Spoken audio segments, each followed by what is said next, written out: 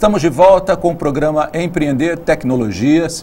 Eu sei que já se tornou uma rotina no seu dia a dia, na sua semana, assistir, participar do programa conosco, aprender um pouco mais sobre essas novas fronteiras do conhecimento, que são as tecnologias. E a Unifev, com esses cursos, tem oferecido para a região toda uma oportunidade de desenvolvimento pessoal e profissional. Nós estamos aqui nos estúdios do Labim, recebendo o professor Ariângelo Fonseca, ele que é formado pela Unifev em administração, fez medicina veterinária na Federal de Viçosa, Minas Gerais, especialista em marketing aqui também pela Unifev, fez mestrado em engenharia de produção pela UFSCar, atualmente coordenador do curso de engenharia de produção e professor no curso de gestão da produção comercial e no curso de administração FGV. Ariângelo, foi ótimo o nosso primeiro momento, nosso primeiro bloco. Agora vamos para o segundo, começando a falar sobre essa nova filosofia de gestão. Talvez muitos telespectadores não estejam familiarizados, mas a Toyota, em continuidade à gestão da qualidade total, introduziu uma nova filosofia que se chama filosofia de Lean, ou filosofia de produção enxuta. O que a gente pode falar um pouquinho sobre isso para os telespectadores, para que eles entendam a força de uma filosofia, de uma teoria de gestão? O que a Toyota tinha como objetivo, né, especialmente na introdução dessa filosofia de gestão, era especialmente conseguir o máximo de qualidade que poderia na construção de carros, com o menor custo possível, né? E com a menor complexidade possível. Claro. Então, se eu pensar nisso dentro de uma empresa, onde é que eu posso atuar na busca de maior qualidade, ou máxima qualidade, na busca de menor custo para ganhar mercado, especialmente, e na busca de eficiência, de ser produtivo, rápido com isso. Bom, o que a produção enxuta, de certa forma, observa? Vamos fazer um paralelo, por exemplo, com o serviço público, até sem querer ser pejorativo, mas assim, você está passeando lá na Praça São Bento, aí você vê duas pessoas limpando e um terceiro que fica olhando para que essas façam bem feito o trabalho delas. Claro. Né? Você está andando com o carro daqui para São José do Rio Preto, aí você vê uma equipe trabalhando na beira da rodovia e tem um lá parado que está olhando para o trabalho que os outros estão fazendo. Ou às vezes até mais do que um. Ou até mais do que ou um volante que fica olhando esse, que fica olhando os outros. Quer dizer, o que a gente tem é uma estrutura para cuidar das pessoas que trabalham, para que elas façam direito. No caso da produção enxuta, os níveis hierárquicos são reduzidos. E se reduz nos níveis exatamente os intermediários de supervisão que, considerando que a base operacional, as pessoas da linha de produção, sejam formados adequadamente, não formados em um curso superior, não, mas com uma boa formação para desenvolver determinadas atividades, com competência para isso, responsáveis, conscientes que têm que desenvolver o seu trabalho, né, elas não precisam de ninguém monitorando o que elas estão fazendo. Ou seja, se eu tenho um supervisor de área, esse supervisor pode eventualmente ser suprimido e o trabalho continuar da mesma forma. Então eu tenho até 3 níveis, que seria alta administração, né, as pessoas que pensam estrategicamente a empresa, o nível de gerência intermediário, que vão fazer sim tomadas de decisão operacionais, que tem como função pegar a ideia que o nível mais alto lá, o estratégico da empresa definiu e transformar isso em operação. Exato. Ele faz a linha, essa elo de ligação. E depois a produção, ou seja, eu reduzo os níveis hierárquicos ao ponto de obter muita eficiência nisso, né? Mas, por outro lado, isso vai demandar gente com capacidade de se enquadrar nessa filosofia que a gente está falando. Essa é uma grande tendência mundial, exatamente porque no nível operacional, no nível ali do trabalho, do dia a dia, tem muita gente mais qualificada e mais responsável, né? Fora do Brasil já se tem essa concepção há mais tempo. Agora, se você toma Votuporanga e conversa com os empresários locais, vamos falar do assunto gestão aqui, com qualquer empresário, eu tenho certeza absoluta que a principal O principal problema levantado é não tem gente com formação adequada, com capacidade adequada. E eu não estou falando do sujeito que é capaz de operar determinada máquina, não. Isso você tem. Você dá treinamento operacional, ele vai lá e faz. Mas é o profissional completo. Sim. Capaz de entender que o trabalho dele, a dedicação dele por 8 horas por dia naquilo que ele está fazendo é tão importante quanto a capacidade que ele tem de manusear a máquina, de operar um sistema, de fazer o serviço lá propriamente dito. Aí se inclui nisso WhatsApp, Facebook, fone de ouvido, a gente vai parar na situação que a gente tem hoje dentro das fábricas, ao ponto de ter que proibir a entrada de celular, a entrada de algum aparelho qualquer que abstraia, né, que distraia o empregado no local de trabalho, o que não existe num sistema de produção que você está focado, né, tentando buscar isso, qualidade, agilidade, velocidade, diminuição de níveis hierárquicos. É meio que a disciplina do negócio, né? Exato, exatamente. Bom, vamos falar um pouquinho sobre formação tecnológica e engenharia, né? Porque eu acho que a tecnologia ela vai preparar muita gente exatamente para essa área operacional, né? E a engenharia vai capacitar a pessoa para elaborar projetos. Exatamente. Agora, a questão é essa, quem se prepara inicialmente na sua trajetória como tecnólogo pode depois migrar para a engenharia? Como é que funciona essas duas formações?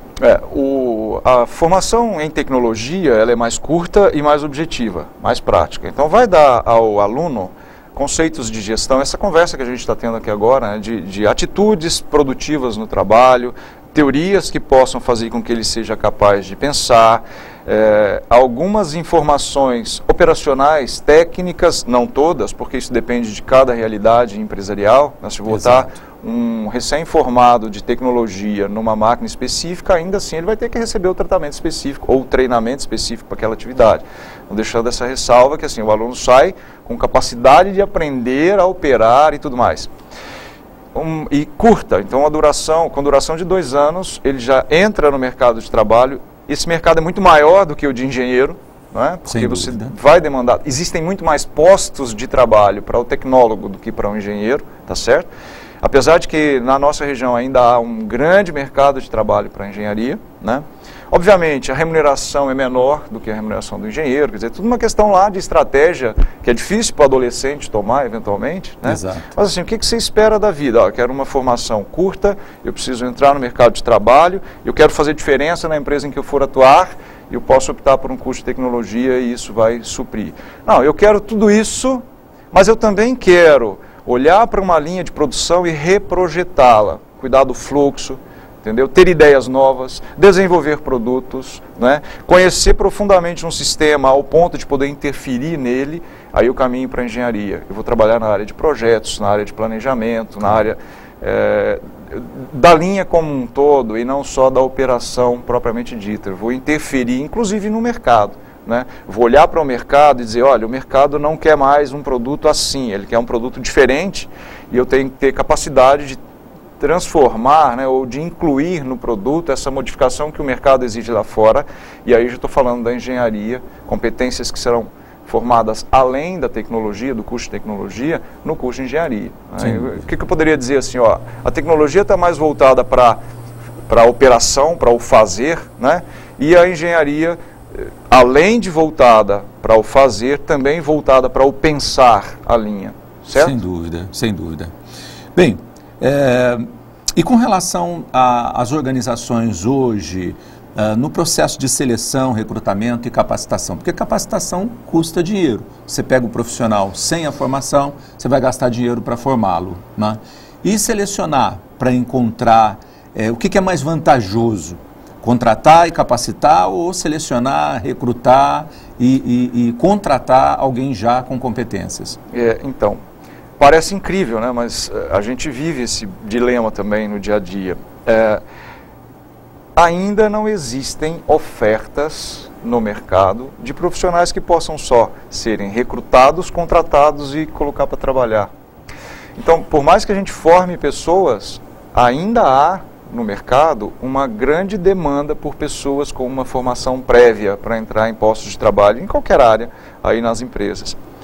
Óbvio que se a empresa pudesse contratar alguém pronto e colocar lá, falando como empresário, isso seria muito mais interessante do ponto de vista de custo, do ponto de vista de já entrar produzindo, não tem aquele tempo inicial, né, de setup, o tempozinho de formação do sujeito até ele começar a responder em produção, etc. Mas também não existe, em número necessário. Então, a empresa acaba tendo que selecionar, recrutar e selecionar pessoas que não estejam prontos e aí investir no treinamento, né, que também não é uma opção ruim, porque você consegue, durante o trabalho, associar treinamento específico, né? Mesmo que o garoto esteja lá no tecnólogo e trabalhando numa indústria, ele faz essa ligação. A gente tem experiência de 20 anos de docência e quando você abre uma discussão em sala de aula e começa a falar de Lean Production ou coisa parecida, o sujeito consegue pegar o que ele está ouvindo, botar lá no ambiente de trabalho dele, claro, inclusive discutir isso em sala de aula, falar, mas lá no meu trabalho é assim, professor, como é que eu faço, como é que não é. Quer dizer, dá a oportunidade de que, durante essa formação, que aí no tecnólogo é legal porque é mais curta, né, acaba sendo mais curta, mais barata, mais objetiva, de discutir, de fazer essa formação simultânea com o desenvolvimento da função dele na empresa. Então, você não vai encontrar todos que você precisa prontos. Sim. Eventualmente vai ter que formar gente.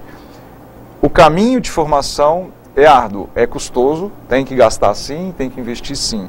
Mas o resultado final, especialmente quando você vislumbra preços mundiais em baixa faz tempo, né, que cada vez mais as indústrias baixam os seus custos para baixar preço, para permitir fluxo de produtos no mercado, né? Então, nós também temos que nos preocupar com o custo de produção. Sim. São duas linhas, ou eu vendo caro ou eu produzo barato, eu vou ganhar dinheiro dessa forma, não existe outra. Como eu vou fazer isso? Aí eu tenho que pensar em uma série de alternativas. Mas custo de produção versus preço de venda lá no final. Essa é a conta básica, todo mundo sabe fazer muito bem. Bom, se eu tenho que pensar nisso e espero que a minha empresa daqui a 10 anos esteja melhor do que está hoje, não vou conseguir chegar lá sem contribuir com a formação das pessoas que eu tenho. Não posso trocar todo mundo por gente pronta no mercado. Não existe gente pronta no mercado. Então, um caminho é investimento em formação, treinamento, com toda certeza. Muito bacana. Ariângelo, uma última pergunta, já quase finalizando o programa. O planejamento estratégico nesse momento econômico de incerteza, porque muitos dizem que, olha, depois do momento político que vem aí, as coisas podem ficar diferentes, esse medo do desaquecimento, pensar estrategicamente é importante, tentar antever os cenários que virão é importante agora? Agora é importante, mas talvez tarde. Claro. Se a gente pensar um pouco na história recente aqui do Brasil, a gente está falando de crise em 2014 desde final de 2012, 2013. 2014 vai ser ano de Copa, vai ser ano de eleição, depois da Copa vai ser isso, vai ser aquilo. Se o Brasil ganhar pode ser bom, se o Brasil perder pode ser ruim, vamos esquecer essa parte. Mas a gente sabe, ou poderia antever o que a gente já está vivendo hoje, com riscos até de se agravar pelos próximos meses, com eleição também e tudo mais, há um ano atrás no mínimo. Então, lá atrás eu deveria ter pensado, e dá para a gente pensar em 3 cenários distintos, né? Vamos supor que o que a gente estivesse pensando há um ano atrás se concretizasse. Eu estou num cenário possível, imaginável aqui, faço o meu planejamento para isso. Não, vamos supor que nada disso se concretize e que a coisa fique muito boa, um cenário otimista. Eu posso ter um planinho para isso. Vamos supor que é o contrário. Tudo isso vai ser muito pior, né? O mês de agosto de 2014, pensando nele lá em agosto de 2013, vai ser muito pior do que todo mundo está dizendo que pode ser. E eu vou ter um plano também, um plano emergencial para isso. Se eu tiver essas coisas pensadas antecipadamente, tá? E aí lá em abril, bem antes da Copa começar, eu vejo que já está ficando um pouco difícil, eu começo a aplicar questões que foram pensadas lá para eu navegar aqui. Claro. O mais tranquilamente possível, se é que dá para ficar tranquilo nisso, né? Mas sem sofrer perdas que possam comprometer a saúde da minha empresa. Né? Claro. Então, quando eu estou falando de planejamento, tem essa cara. Planejar não é definir antecipadamente 100% do que tem que acontecer, mas definir antecipadamente o que você faria se aquelas questões que estão sendo discutidas acontecerem de fato.